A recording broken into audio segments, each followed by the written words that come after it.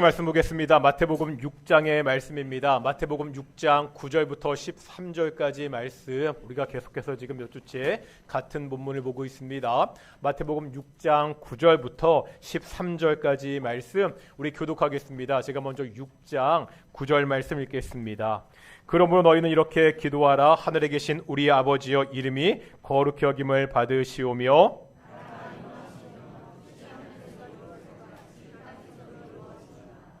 오늘 우리에게 일용할 양식을 주시옵고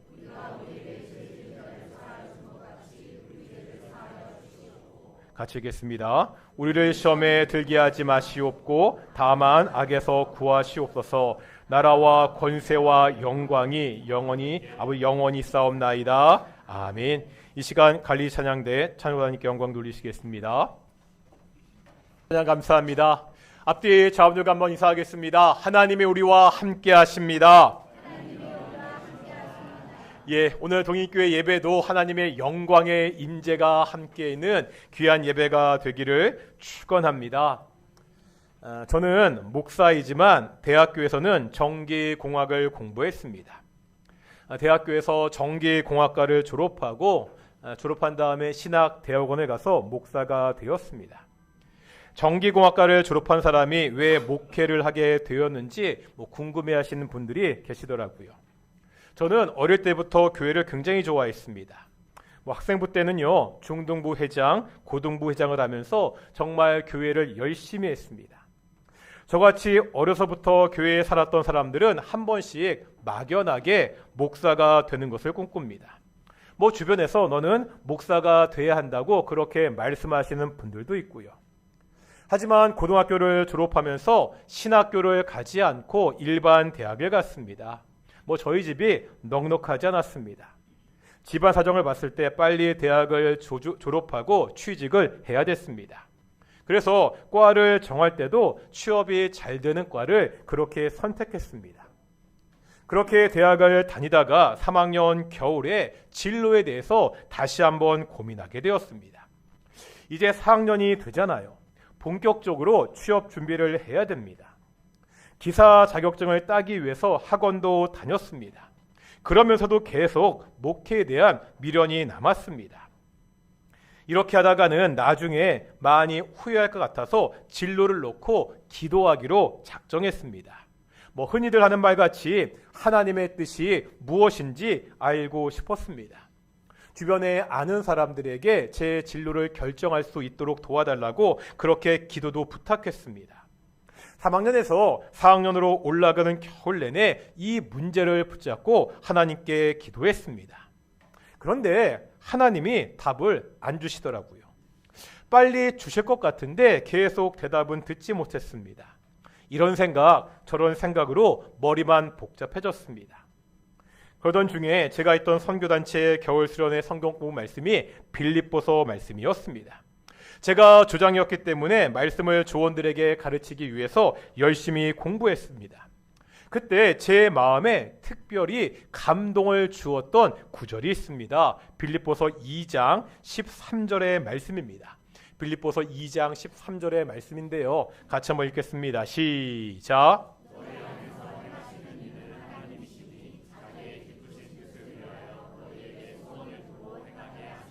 아멘. 이 말씀을 보면 하나님께서 당신의 일을 시키실 때 내가 싫은 것을 억지로 시키는 것이 아닙니다. 여기 보니까 소원을 두고 행하게 한다고 하나님이 소원을 주신다는 거예요. 내 마음 가운데 그 일을 정말 하고자 하는 마음을 주십니다. 저는요, 이 말씀이 제 기도의 응답이라고 생각했습니다. 그래서 내가 정말로 하고 싶은 게 무엇이지 그렇게 곰곰이 생각해왔습니다. 바로 그 결과가 목사가 되는 것이었습니다. 그래서 목사가 되기 위해서 대학을 졸업하고 신학대학원을 갔고 지금 목사로 섬기고 있습니다. 저는요, 제가 회사에 취직하지 않고 신학대학원에 가서 목사가 된 것이 하나님의 뜻이라고 생각합니다. 제가 기도하는 중에 하나님이 직접 음성으로 덕종아, 너는 목사가 되어라 이렇게 말씀하지 않았습니다. 다만 하나님의 뜻이 무엇인지 알기 위해 열심히 기도했고 말씀을 통해서 목사가 되는 것이 하나님의 뜻이라는 것을 확인했습니다. 그래서 지금도 하나님의 뜻으로 믿고 이 목사의 직분을 섬기고 있습니다. 하지만 만약 누군가 그것이 정말 하나님의 뜻인지 네가 어떻게 확신하느냐 이렇게 물으면은요, 그 상대방이 납득할 만한 객관적인 증거를 보여줄 수 없습니다.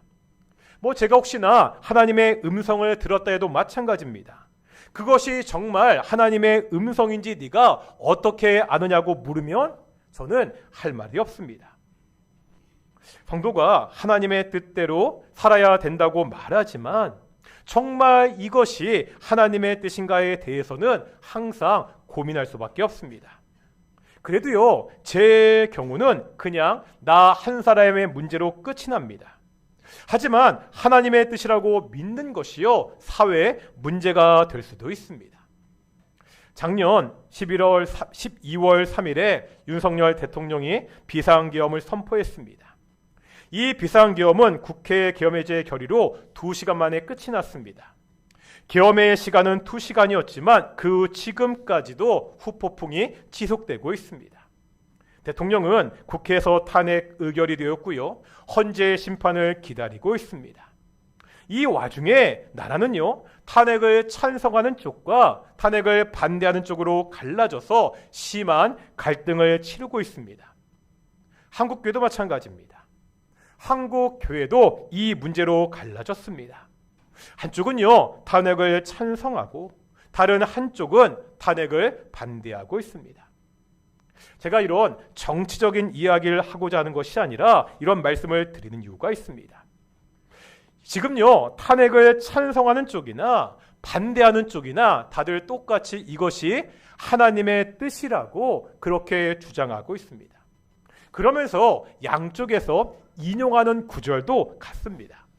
제가 기도 시간에 많이 그렇게 하는 기도죠. 우리 아모스 5장 24절 보실까요? 아모스 5장 24절입니다. 읽겠습니다. 시작.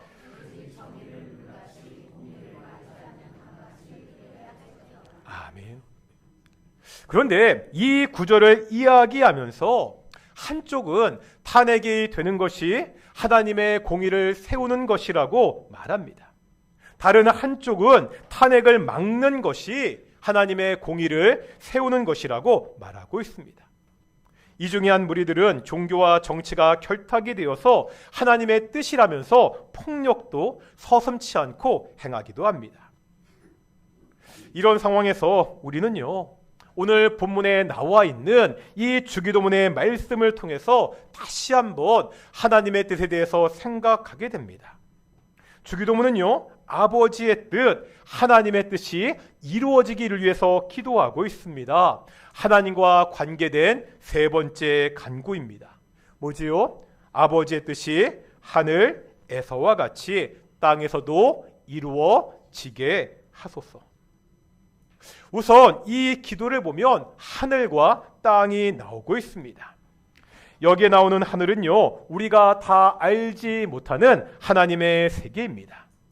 하나님의 통치가 완벽하게 나타난 곳이 바로 하늘입니다. 그러기에 이 하늘에서는요, 하나님의 뜻이 온전하게 완전하게 이루어져 있습니다. 문제는 뭐죠? 문제는 땅입니다. 우리가 지난주 하나님 나라에 대한 기도에서 보았죠. 이 땅은요, 하나님의 통치가 시작되었지만 아직 완성되지 않았습니다. 하나님의 뜻이 완벽하게 이루어지지 않았습니다. 이 땅이 우리가 살아가는 삶의 현장이잖아요. 우리가 이 현장에서 이미 하늘에서 이루어진 하나님의 뜻이 이 땅에서도 이루어지기를 기도해야 됩니다. 이 기도는요, 당연한 기도죠. 성도라면 당연히 하나님의 뜻이 이루어지기를 기도해야 됩니다. 그런데 실제 우리는 그렇게 기도하고 있습니까? 우리의 기도를 잘 생각해 보면 하나님의 뜻을 구하는 기도보다는 내가 원하는 것을 기도할 때가 많이 있습니다.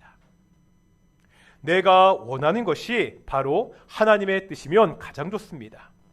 문제는요, 우리가 죄로 인해서 오염이 되었다는 거죠. 오염된 본성을 가진 인간이 하나님이 원하시는 것보다 내가 원하는 것을 꿈꿀 때가 더 많다는 거예요. 우리 안에 있는 잘못된 욕망들이 하나님의 뜻과는 다릅니다. 그래서 하나님의 뜻을 구하기보다도 내가 원하는 삶을 살기 위해 기도할 때가 많이 있습니다. 아니, 내가 원하는 것을 하나님의 뜻이라고 그렇게 포장하면서 기도하기도 합니다. 김영봉 목사님의 책에 보면 이것을 이렇게 이야기합니다. 우상을 섬기는 사람들은요, 신의 뜻에 전혀 관심이 없습니다. 예를 들어 이런 겁니다. 직장을 옮겨야 됩니다. 이때 이 사람이요, 무당이나 점쟁이를 찾아가서요, 내가 직장을 옮기는데 이 문제에 대한 신의 뜻이 무엇입니까? 이렇게 묻습니까? 아니죠. 뭐라고 이야기하죠? 좋은 직장에 갈 수 있게 해달라고 부정을 받거나 기도를 받거나 그렇게 빕니다. 신의 뜻과 상관없이 내가 원하는 바를 신을 통해서 이루려고 합니다.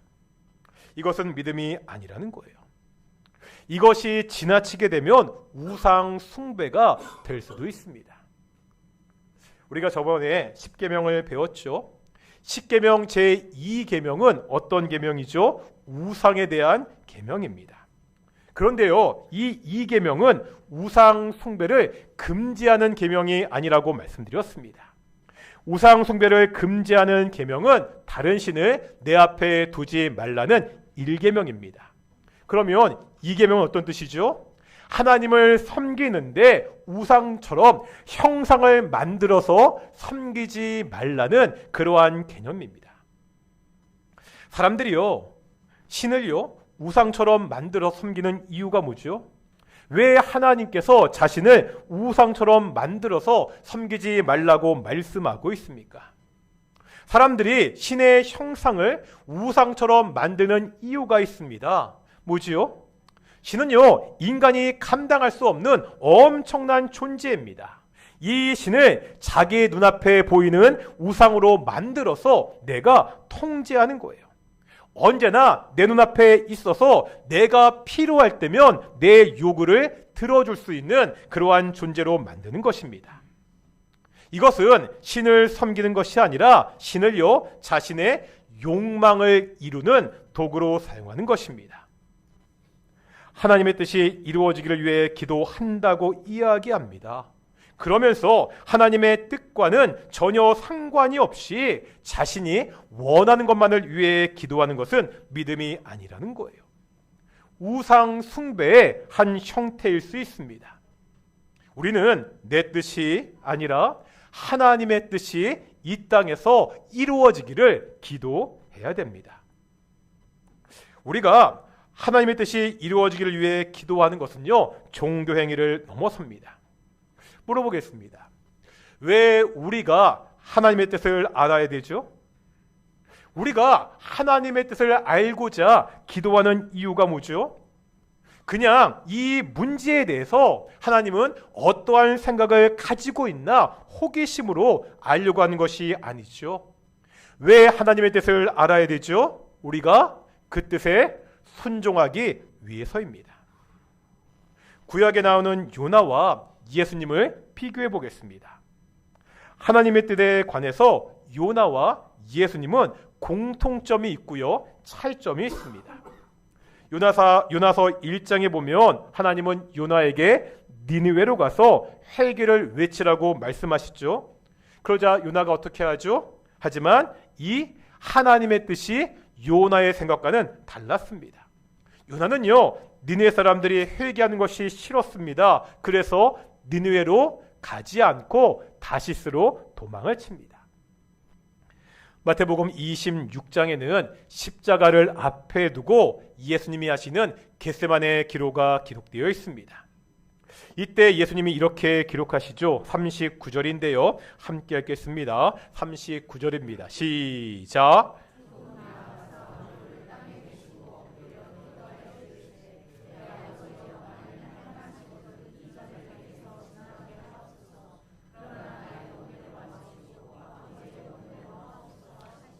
아멘. 이 기도는요, 십자가의 죽음을 앞에 두고 하는 기도입니다. 예수님은 십자가를 피하고 싶었습니다. 하지만 자신의 뜻대로 하는 것이 아니라 하나님의 뜻대로 이루어지기를 기도하셨습니다. 예수님은요, 이 기도대로 하나님의 뜻에 순종해서 십자가에서 죽으셨습니다. 유나와 예수님의 공통점이 있죠. 뭐가 공통점이죠? 둘 다 하나님의 뜻을 알았습니다. 그런데 차이점이 있습니다. 요나는 불순종했고 예수님은 순종했다는 것입니다. 우리가 하나님의 뜻을 알아야 되는 이유는 단 한 가지입니다. 그 뜻대로 순종하며 살기 위해서입니다. 우리가 하나님의 뜻에 순종하려면 먼저 하나님의 뜻을 알아야 됩니다. 처음에 말씀드렸듯이 하나님의 뜻을 아는 것은 쉽지 않습니다. 어떻게 하나님의 뜻을 알 수 있죠? 우선 성경에 보면 너무나 분명하게 우리에게 보여주고 있는 드러난 하나님의 뜻이 있습니다. 한번 몇 구절 볼 텐데요. 우선 요한복음 6장 39절과 40절 보시겠습니다. 39절 40절입니다. 시작.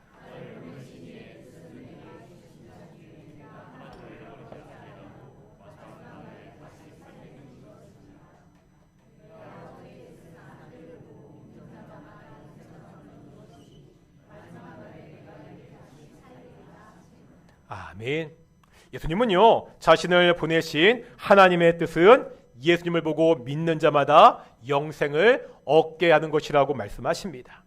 하나님의 뜻은 죄로 인해 고통받는 사람들이 예수님을 믿고 구원을 받는 것입니다. 예수님은요, 이 뜻을 이루고자 이 땅에 오셨습니다. 이제 갈라디아서 1장 4절 보실 텐데요. 1장 4절입니다. 읽겠습니다. 시작.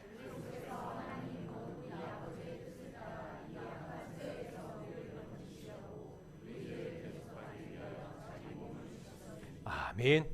예수님은요, 하나님의 뜻에 따라 우리를 이 악한 세대에서 건지시기 위하여 자기 몸을 주셨습니다.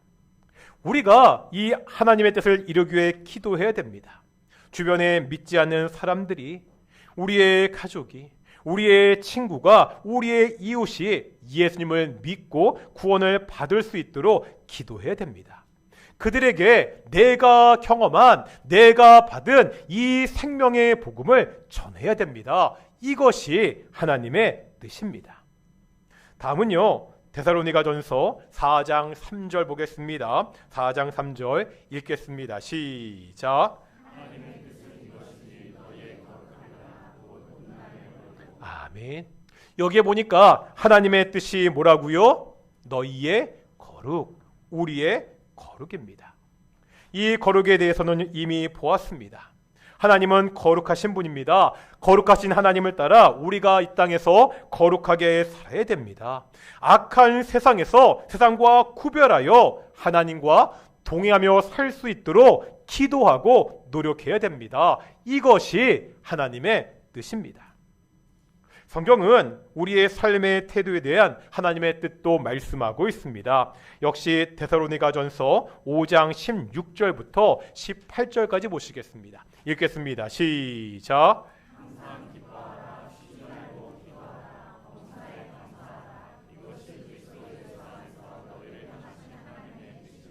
아멘. 성도들은요, 어떠한 상황에서도 항상 기뻐할 수 있어야 됩니다. 바울은 감옥에서도 기쁘다고 고백했습니다. 또 기도가 호흡이라고 하잖아요. 기도하지 않는 사람은 영적으로 죽은 사람입니다. 쉬지 말고 기도해야 됩니다. 마지막으로 범사에 감사해야 됩니다. 어떤 처지에 있던 어떠한 상황이라도 나를 향하신 그 하나님의 선하심을 믿고 감사할 수 있어야 됩니다. 이렇게 사는 것이 하나님의 뜻입니다. 우리는 먼저 이렇게 분명하게 드러난 하나님의 뜻이 이루어지기를 기도해야 됩니다. 이 뜻대로 살기 위해서 노력해야 됩니다. 분명한 하나님의 뜻에도 순종하지 않으면서 내가 하나님의 뜻을 알고 싶다고 그렇게 말할 수 없다는 거예요. 성경에 분명하게 드러난 이 하나님의 뜻에 따라 그 뜻을 순종하며 복음을 전하고 거룩하게 살며 항상 기뻐하고 쉬지 말고 기도하며 범사에 감사하는 동인의 성도들이 되시기를 축원합니다. 지금 본대로 성경에 이렇게 분명하게 나타난 하나님의 뜻도 있지만 그렇지 못한 것들도 많이 있습니다. 우리가 인생을 살면서 결정을 해야 되는 수많은 문제들이 있잖아요. 대표적으로 결혼을 들 수 있습니다. 많은 청년들이 이 사람과 결혼하는 것이 하나님의 뜻인가를 놓고 고민합니다. 이렇게 개인의 문제도 있지만 아까 말씀드렸듯이요, 첨예하게 대립되는 사회의 문제도 있습니다. 어느 것이 하나님의 뜻인지 분명하게 보이지 않을 때도 많이 있습니다. 이런 상황에서 우리가 어떻게 하나님의 뜻을 알 수 있죠? 성경은 이렇게 말씀합니다. 로마서 12장 2절 보겠습니다. 로마서 12장 2절입니다. 읽겠습니다. 시작.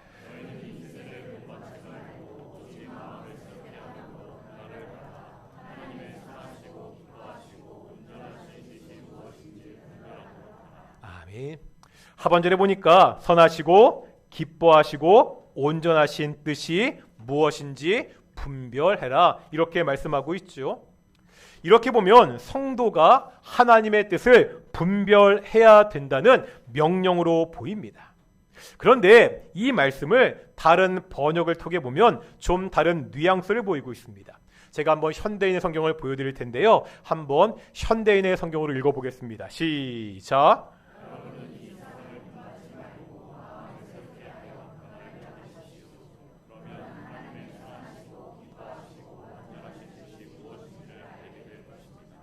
아멘. 어떤 차이가 있죠? 지금 이 번역을 보면 하나님의 뜻을 알게 되는 것, 분별하는 것은 명령이 아니라 결과입니다. 영어 성경 NIV를 봐도 then, 그럼이라는 단어가 문장 중간에 있습니다. 결과로 해석하는 것이 더 자연스럽다는 거예요. 원어를 봐도 역시 뜻을 분별하는 것을 결과로 해석하는 것이 더 나아 보입니다. 다시 말하면 로마서 12장 2절의 말씀은 너희가 하나님의 뜻을 분별하라는 명령이 아니라는 거예요. 하나님의 뜻을 분별하는 것은 어떠한 일의 결과라는 겁니다. 어떻게 하면, 이렇게 하면 너희가 하나님의 뜻을 분별할 수 있다는 말씀입니다. 그러면서 두 가지를 말씀하고 있죠. 첫째는 이 세대를 본받지 말아야 됩니다. 하나님의 뜻은 악한 세상의 뜻과는 다릅니다. 우리가 이 악한 세상을 본받아 살고 있으면서 하나님의 뜻을 알 수가 없다는 거예요. 우리가 정말로 하나님의 뜻을 알기 위해서는 악한 세상과 다른 삶을 살아야 됩니다. 두 번째는요, 마음을 새롭게 함으로 변화를 받아야 된다고 말씀하고 있습니다. 우리의 마음이 하나님의 말씀과 성령으로 새롭게 돼야 됩니다. 하나님의 말씀이 삶의 기준이 돼야 되고요, 성령께서 우리 마음의 주인이 되셔야 됩니다. 우리가 이렇게 이 악한 세대를 본받지 않고 말씀과 성령으로 우리의 마음이 새롭게 되면 그 결과 하나님의 뜻이 무엇인지 알 수 있다는 거예요. 우리가 어떤 문제에 대해서 하나님의 뜻을 구할 때가 있습니다. 우리가 하나님의 뜻을 구할 때마다 반드시 점검할 것이 있다는 것입니다. 나는 지금 세상과 구별하여 살고 있는지입니다. 나는 하나님의 말씀에 귀를 기울이고 배우는 것에 열심을 다하고 있는지입니다. 성령께서 내 마음을 지배하고 계시는지를 먼저 점검해 봐야 됩니다. 하나님의 뜻이라는 결과를 얻는 것에 급급하지 말고 나의 모습과 삶을 먼저 돌아봐야 됩니다. 이것을 점검하면서 하나님의 뜻이 이루어지기를, 그 뜻을 알기 위해서 기도해야 됩니다. 그래야 선하시고 기뻐하시고 온전하신 하나님의 뜻을 우리가 더 잘 알 수 있습니다. 이 세상과 구별된 삶을 살면서 마음이 새롭게 변화되어 하나님의 뜻을 분별하며 살아가는 귀한 동인의 성도들이 되시기를 축원합니다. 이 하나님의 뜻에 대해서 마지막으로 한 가지 더 이야기할 것이 있습니다. 하나님의 뜻에 대한 지나친 확신을 조심해야 됩니다. 뭐라고요? 하나님의 뜻에 대한 지나친 확신을 조심해야 됩니다. 신영복 교수님의 글 중에 떨리는 지남철이라는 글이 있습니다. 한번 되게 유명한 글이니까 한번 찬찬히 읽어보시겠습니까? 읽겠습니다. 시작.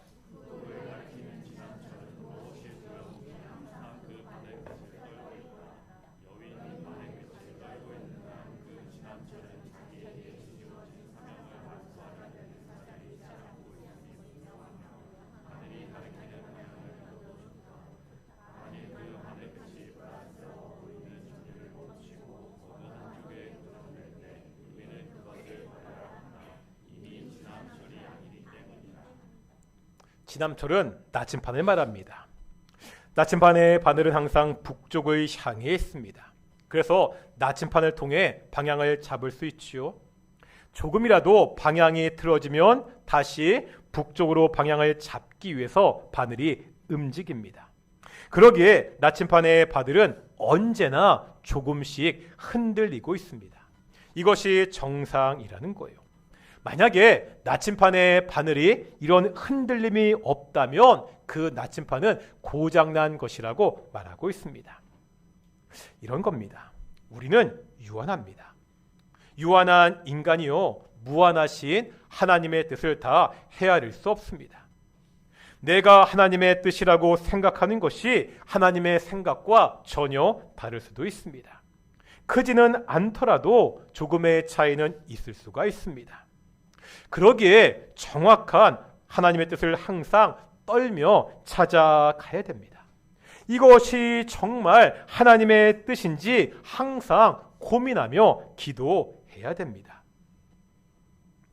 말씀을 정리하겠습니다. 하나님의 뜻은 이미 하늘에서 이루어져 있습니다. 이 뜻이 이 땅에서 이루어질 수 있도록 우리가 기도하고 노력해야 됩니다.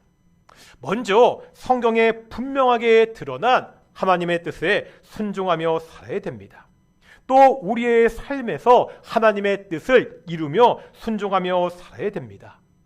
이것을 위해 필요한 것이 있다는 것이요, 세상과 구별된 다른 모습으로 마음이 새롭게 돼야 됩니다. 그럴 때 우리가 이 혼란스러운 이 땅 가운데 하나님의 뜻을 분별하며 살아갈 수 있습니다.